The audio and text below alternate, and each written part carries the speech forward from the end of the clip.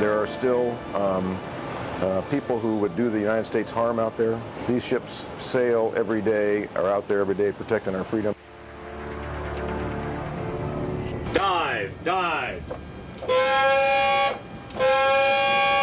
The 165 officers and crew of the USS Nebraska wrestle with a never-ending paradox. They are trained to play a role in nuclear war, a war that would bring an end to the very way of life they are sworn to protect and defend. 5-degree down angle. 5-degree down on conditions on the dive. I think more than just coping with it, you just learn to live with it.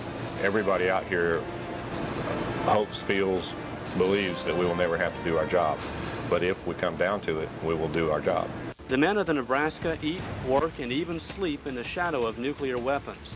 Their bunks are nestled between Trident missile tubes that contain enough explosive power to wipe out Hiroshima 240 times over. You desensitize it after a while.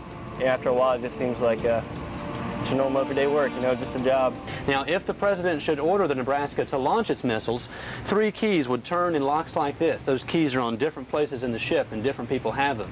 Once that happens, it takes about 15 minutes for the missiles to activate and prepare to launch. Then the weapons officer pulls this trigger and starts the firing. Once the order comes from Washington, the Nebraska's skipper has the final say about when and if those missiles launch. You got to understand that the reason that we're here is to protect our country from an attack. And if I think there's an attack going on, you bet. You got to do it.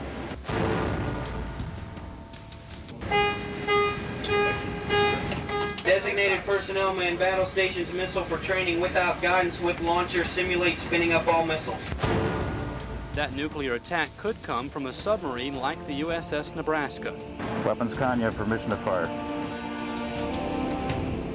Bristling with multi-megaton missiles, the Nebraska and its 17 sister ships are a legacy from the Cold War. Now that the Iron Curtain has fallen, the Navy brass is pitting the ships against enemies like Saddam Hussein. Set condition 1SQ for training without guidance with launcher. This is the captain. This is an exercise. Certainly, nuclear weapons worked against Saddam Hussein in the Gulf War for the threat of a gas attack, chemical attack against our troops. It's available, it can be used, and we may need everything we can get to deter some future threat. As long as there are weapons out there that can threaten the country, and there certainly are many thousands that can, deterrence is absolutely crucial.